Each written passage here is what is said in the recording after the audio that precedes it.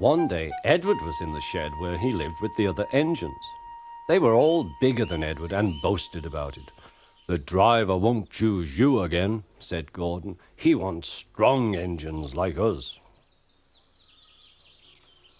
But the driver and fireman felt sorry for Edward. "Would you like to come out today?" "Oh, yes, please," said Edward. So they lit his fire, made lots of steam, and Edward puffed away.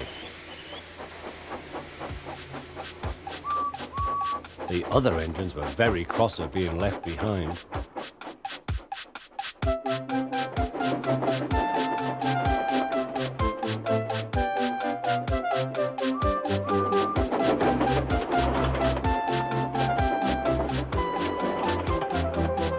Edward worked hard all day.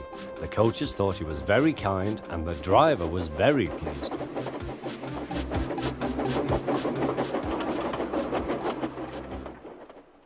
"I'm going out again tomorrow," Edward told the other engines that night. "What do you think of that?"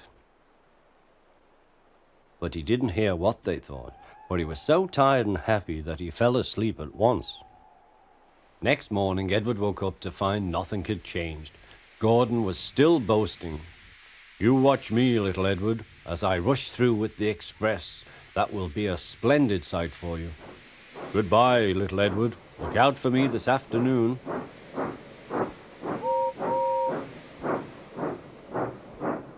Edward went off to do some shunting.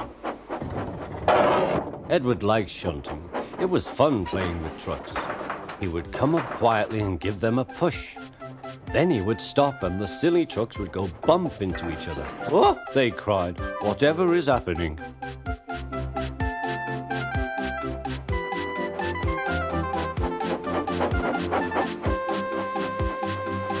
Edward played till there were no more trucks.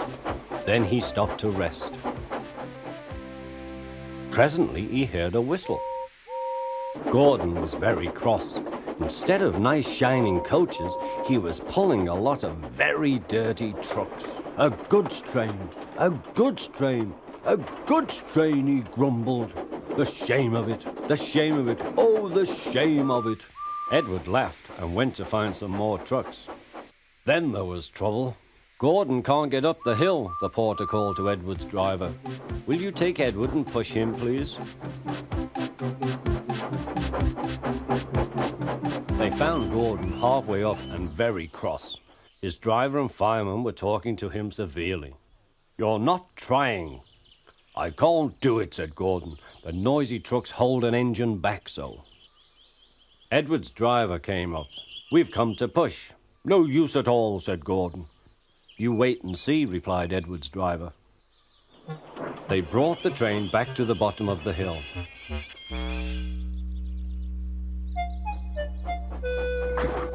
"I'm ready," said Edward. "No good," grumbled Gordon. They pulled and pushed as hard as they could.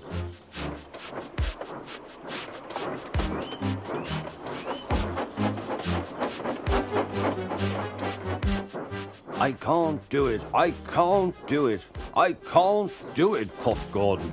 "I will do it, I will do it, I will do it," puffed Edward. Edward pushed and puffed and puffed and pushed as hard as ever he could. And almost before he realized it, Gordon found himself at the top of the hill. "I've done it, I've done it, I've done it," he said proudly. He forgot all about Edward and didn't wait to say thank you. Edward was left out of breath and far behind. He ran on to the next station, and there he found that the driver and fireman were very pleased with him. The fireman gave him a nice long drink, and the driver said, "I'll get out my paint tomorrow and give you a beautiful coat of blue with red stripes. Then you will be the smartest engine in the shed."